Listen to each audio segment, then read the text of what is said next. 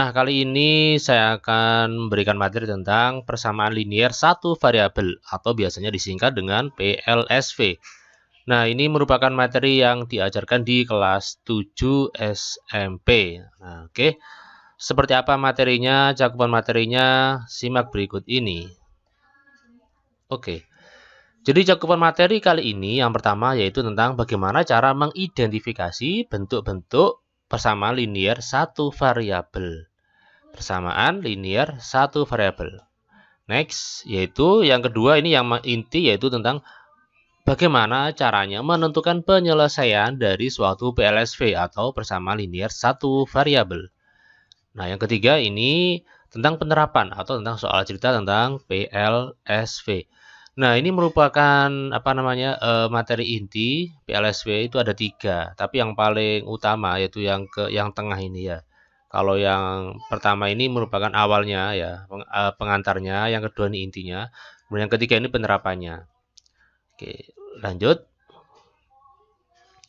Ya, oke, kita mulai dari yang pertama yaitu bagaimana cara mengidentifikasi bentuk PLSV.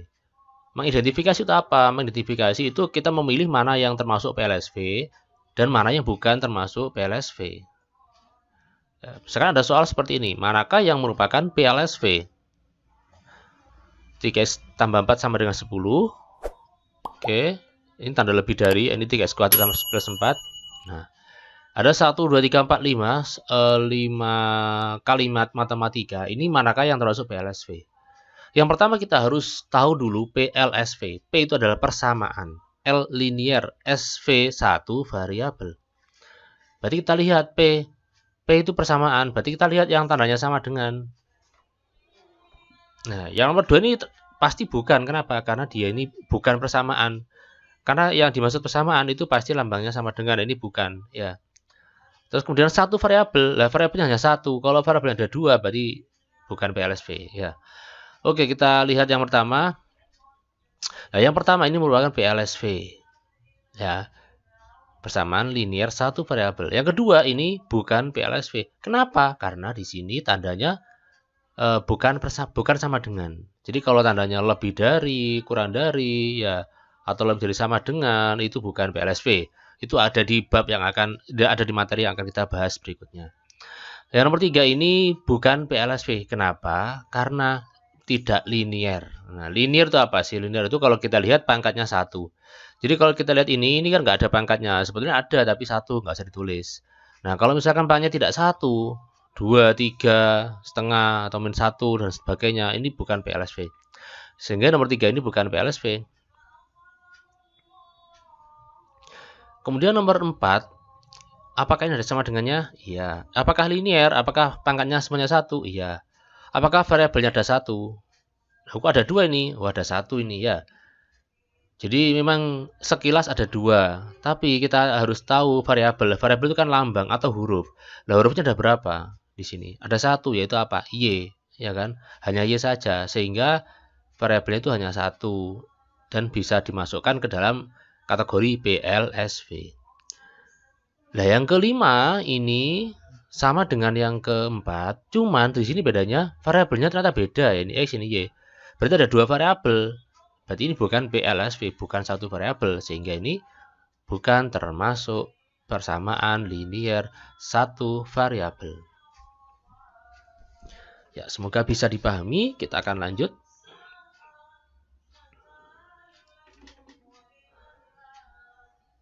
Ya, di sini kita sudah mulai masuk di inti, yaitu bagaimana cara menentukan penyelesaian PLSV, persamaan linear satu variabel. Nah, ini sangat penting sekali. Jadi materi ini akan selalu Anda gunakan ketika nanti di semester 2 atau di kelas 8, kelas 9, bahkan di SMA kuliah itu tetap dipakai. Jadi ketika Anda nggak bisa ini, maka jenjang selanjutnya akan merasa kesulitan. Ya. Oke, next. Yang pertama kita harus tahu dulu apa sih yang dimaksud dengan penyelesaian PLSV itu. Ya. Misalkan saya punya PLSV X tambah 3 sama dengan 11. Ini pasti kita bisa menentukan nilai X-nya berapa. Ini kan sama aja dengan bilangan berapa kalau ditambah 3 itu hasilnya 11. Berapa? Ya, betul, yaitu 8. Kenapa? Karena 8 tambah 3 itu 11. Nah, 8 itu ini merupakan suatu penyelesaian dari bentuk X plus 3 sama dengan 11. Ya, karena kalau 8 tambah 3 sama 11. Ini kita masukkan, X-nya kita ganti 8. 8 tambah 3 kan 11. Ya, ini juga 11. Oh, benar. Kalau X-nya kita ganti 2. 2 tambah 3, 5. 5 apakah sama dengan 11? Bukan. Berarti 2 itu bukan merupakan penyelesaian. Jadi penyelesaian itu nilai pengganti suatu variabel ini kita ganti angka berapa agar kalau dimasukkan itu hasilnya itu ruas kiri dan ruas kanan sama dengan itu sama. Ini kan? Ini 11, yang di kanan juga 11. Next berikutnya. 2x tambah 1 sama dengan 7. Berapakah nilai x? Nah, nilai x-nya adalah 3. Kok bisa? Ya, karena 2 kali 3 kan 6. Ya, 2 kali 3 kan 6. Ini kali ya. 2 kali 3 kan 6. 6 tambah 1, 7. Nah, ternyata sama. Yang di ruas kiri ini 7, yang di ruas kanan 7. Berarti benar. Sehingga x sama dengan 3 itu suatu penyelesaian. Jadi, saya ulangi sekali lagi, yang dimaksud dengan penyelesaian PLSV adalah nilai pengganti suatu variabel agar PLSV itu menjadi kalimat yang bernilai benar. Kalau salah berarti bukan penyelesaiannya. Semoga bisa dipahami maksud saya. Nah, masalahnya bagaimana cara mencari penyelesaian PLSV? Kalau tadi kan langsung saja ya. Nah, langsung itu bisa kita lakukan manakala angkanya itu bulat. Angkanya itu positif atau kecil, enak. Tapi kalau angkanya besar, kalau angkanya itu koma atau negatif, ini akan kita merasa kesulitan. Berarti kita perlu cara, kita perlu prosedur, kita perlu langkah-langkah yang harus dilakukan. Ya. Soal yang pertama, 8x dikurang 7 sama dengan 3 ditambah 13x. Nah, di soal kita kali ini, kita diminta untuk menentukan nilai x-nya. Bagaimana caranya? Ini mudah sekali. Langkah pertama, kita kelompokkan terlebih dahulu. Yang ada parabel x-nya, kita kelompokkan semuanya ke sebelah kiri sama dengan. Lalu kalau yang cuma angka saja, itu semuanya kita kelompokkan di sebelah kanan sama dengan. Sehingga jadinya sekarang 8x, lalu yang 13x ini kita akan kelompokkan ke sebelah kiri. Itu artinya dia sudah menyeberangi tanda sama dengan. Kalau sudah menyeberangi tanda sama dengan, maka tandanya berubah. Tadinya positif 13x, kalau sudah menyeberangi tanda sama dengan, maka sekarang jadinya negatif 13x. Sama dengan 3, lalu negatif 7 akan kita kelompokkan ke sebelah kanan. Itu artinya dia akan menyeberangi tanda sama dengan.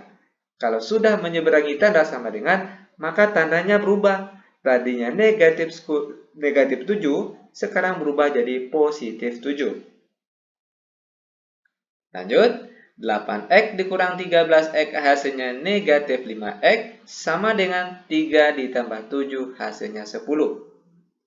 X sama dengan 10 yang sini dibagi dengan negatif 5 yang depan sini. Sehingga kita peroleh hasil baginya 10 bagi negatif 5 sama dengan negatif 2. Ini dia jawaban untuk contoh soal yang pertama. Lanjut biar lebih paham, sekarang kita akan masuk ke contoh soal yang kedua. X ditambah 12 sama dengan 4x dikurang 3. Ingat cara pengerjaan soal ini. Kita kelompokkan terlebih dahulu yang pakai parabel x itu kita kelompokkan ke sebelah kiri sama dengan. Sedangkan yang cuma angka saja, semuanya kita kelompokkan ke sebelah kanan tanda sama dengan. Sehingga jadinya sekarang itu x yang sini, lalu positif 4x akan kita pindahkan ke sebelah kiri. Itu artinya dia menyeberangi tanda sama dengan, sehingga tandanya berubah. Tadinya positif 4x, sekarang jadinya negatif 4x. Sama dengan negatif 3, lalu positif 12 akan kita gabungkan ke sebelah kanan. Itu artinya dia sudah menyeberangi tanda sama dengan. Kalau sudah menyeberangi tanda sama dengan, maka tandanya berubah. Tadinya positif 12, kalau pindah ruas jadinya negatif 12. Lanjut, x dikurang 4x hasilnya negatif 3x. Sama dengan negatif 3 dikurang 12 hasilnya negatif 15. Sehingga kita perolehlah nilai X di sini, yaitu sama dengan negatif 15 dibagi dengan negatif 3 yang depan sini. Kita peroleh hasil baginya, negatif dibagi negatif, itu hasilnya positif. Lalu 15 dibagi 5, hasilnya 3. Dan seperti inilah jawaban untuk contoh soal yang nomor 2. Sangat mudah sekali. 3x ditambah 7 sama dengan 8x dikurang 13. Nah, adapun cara mudah untuk menyelesaikan soal sistem persamaan linear satu variabel, yaitu dengan cara dikelompokkan, di mana setiap angka yang ada variabel x-nya di soal ini kita pindahkan atau kita kelompokkan ke sebelah kiri. Sedangkan yang tidak ada pakai x-nya atau cuma angka saja, itu kita kelompokkan di sebelah kanan. Perhatikan langkah-langkahnya. 3x, lalu positif 8x, kita pindah ruaskan ke sebelah kiri, jadinya negatif 8x. Sama dengan negatif 13, lalu positif 7, pindah ruas ke sebelah kanan, jadinya negatif 7. 3x dikurang 8x, hasilnya negatif 5x. Sama dengan negatif 13 dikurang 7. Kita peroleh hasilnya yaitu negatif 20. Maka kita peroleh untuk nilai x di sini, yaitu sama dengan negatif 20 yang di sini dibagi dengan negatif 5. Dan hasil bagi dari negatif 20 dibagi negatif 5, perhatikan, negatif dibagi negatif itu hasilnya positif. Lalu kalau 20 dibagi 5 hasilnya yaitu 4, maka nilai x-nya yaitu sama dengan 4. Dan seperti inilah cara untuk menentukan hasil dari soal kita yang nomor 1. Lanjut biar lebih paham, sekarang kita akan masuk ke contoh soal yang nomor 2. Perhatikan langkah-langkah dalam penyelesaiannya. 4 dalam kurung x ditambah 7 sama dengan negatif 2 dalam kurung x ditambah 4. Adapun langkah-langkah dalam menyelesaikan soal seperti ini itu mudah sekali. Langkah pertama, kita kalikan angka yang di luar ini. Oke, yang di luar ini kita kalikan satu-satu ke dalam. Caranya, perhatikan, 4 dikali x hasilnya 4x. Lalu 4 dikali positif 7, hasilnya positif 28. Sama dengan negatif 2 dikali x hasilnya negatif 2x. Lalu negatif 2 dikali positif 4 hasilnya negatif 8.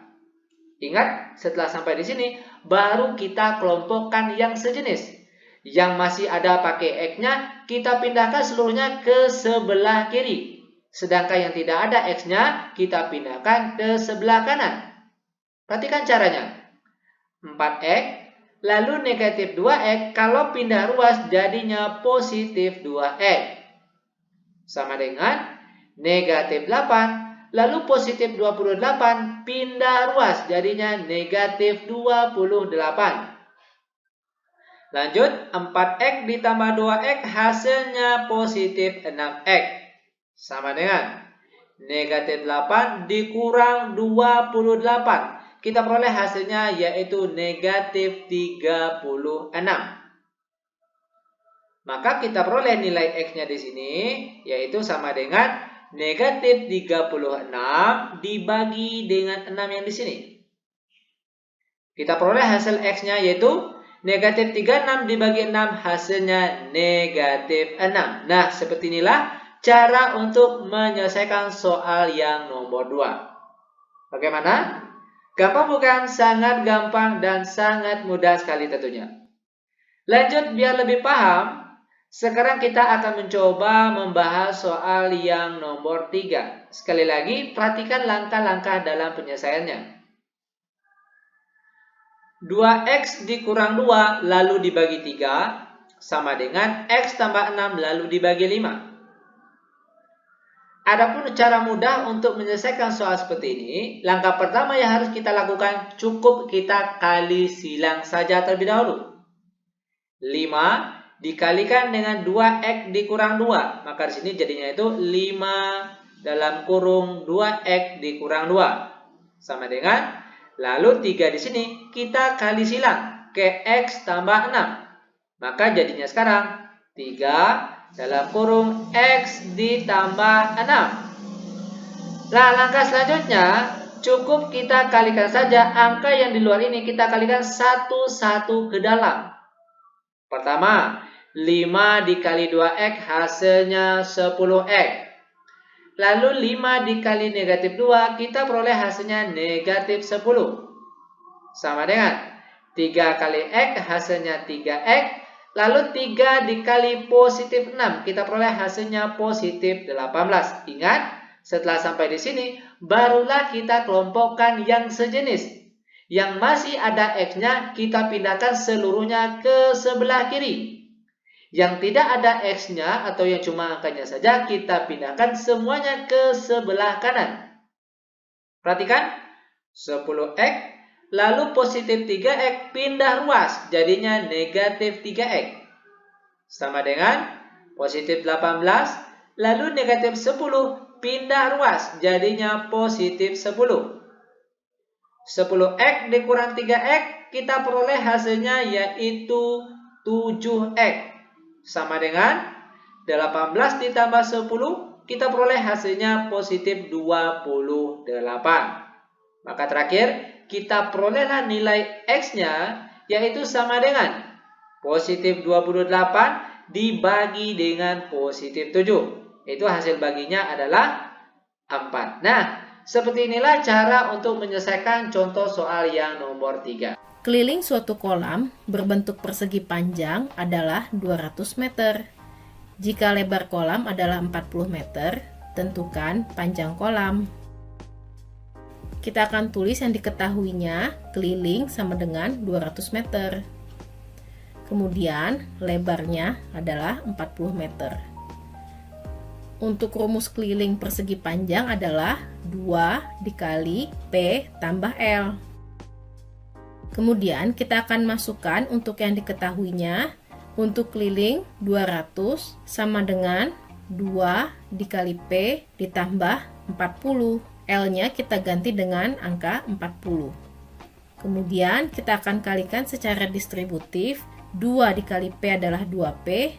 Dan 2 dikali 40 adalah 80. Maka dapat dituliskan 200 sama dengan 2P tambah 80. Selanjutnya kita akan pindah ruaskan untuk 80 ke ruas sebelah angka 200. Berubah tanda menjadi negatif 80. 2P sama dengan 200 kurang 80. 2P sama dengan 120. Maka nilai P adalah 120 dibagi 2 sama dengan 60. Jadi untuk panjang kolamnya adalah 60 meter. Jika sebuah bilangan dikalikan 2, kemudian hasilnya ditambah 7, ternyata hasil akhirnya sama dengan 53. Bilangan yang dimaksud adalah, kita akan tuliskan untuk sebuah bilangan dilambangkan dengan variabel A. Dikalikan dengan 2, kemudian hasilnya kita tambah 7, maka hasil akhirnya sama dengan 53. Selanjutnya kita akan sederhanakan, A dikali 2 adalah 2A, sama dengan, untuk angka 7 kita pindah ruaskan ke sebelah angka 53, berubah tanda menjadi negatif 7. Maka 2A sama dengan 53 dikurang 7. 2A sama dengan 46. A sama dengan 46 dibagi 2 sama dengan 23. Maka bilangan yang dimaksud adalah 23.